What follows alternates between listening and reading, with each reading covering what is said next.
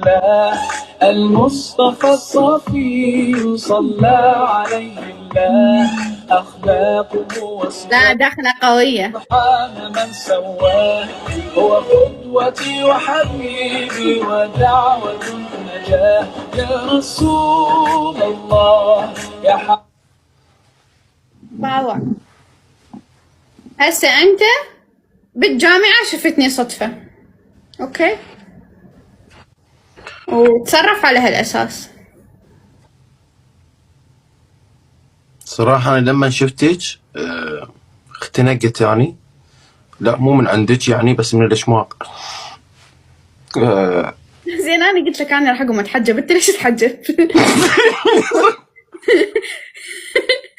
ترى عادي يعني الرجال ما يحتاج يتحجب، قلت لك اقنعني يعني أنت أبو بنات وصايع يومية يعني غير فكرتي عن اللي أنا سمعته عنك، يعني طب علي طبة، خليني أنا أقتنع يا أخي، خليني مو تتحجب.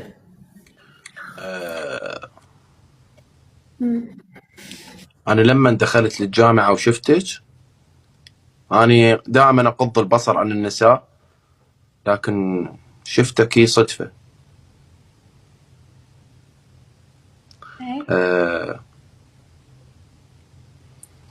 فجذبت نظري لأنك أنت ملتزمة وأنا ملتزم. أعرفك عن نفسي،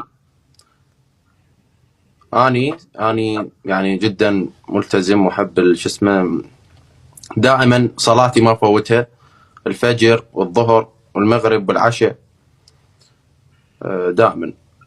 اوكي. وهسه أنا أحكي وياك وأنا صايم. بال 12 بالليل صايم ليش؟ دائما أنا بالليل أصوم حتى ما أرتكب ذنوب. بس يعني بالنسبة للعصر ما تصلي العصر؟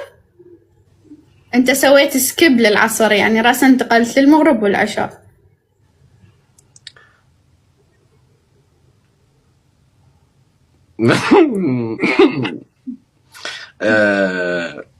جبت لك وياي طبعا هذا مي تغسلين بيه وجهك، الله يبارك بيك. هذا منين المي؟ هذا مي زمزم. ليش انت كنت بالعمرة؟ نعم أنا كنت بالسعودية بس ما كنت بالعمرة، كنت طالع ويا أصحابي. مي زمزم؟ مي زمزم شنو وضعه؟ خاصم الكلام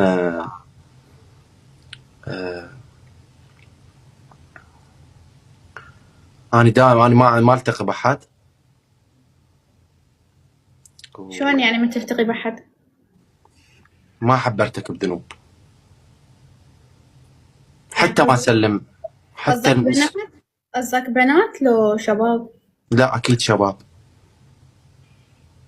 شنو؟ شنو؟ ما تلتقي بس يعني بنات، ما تلتقي بشباب حتى ما ترتكب ذنوب؟ أنت شنو حكيتي؟ انت قلت اني ما التقي بشباب بس ببنات حتى ما ارتكب ذنوب. إنه الشيطان الذي زلني وسوى بي هيك. لما أقول هذا الكلام أنا صح ألتقي ببنات بس بسبب النصيحة، أحب أنصحن. فلما شفتك قررت إنه ما أنصح بنات بعد، إنما أستر عليهن ويكون بالحلال.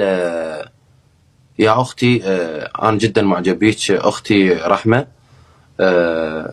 وعز الله نحسبك أعز من أختي. لا اختي رحمة اني كلش معجب بيك.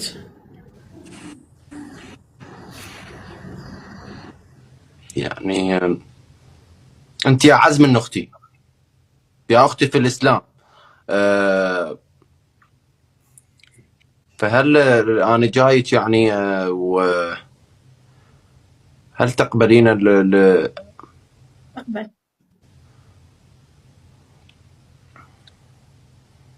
أم تضعين يعني أطلب يدك للمطبخ عندنا.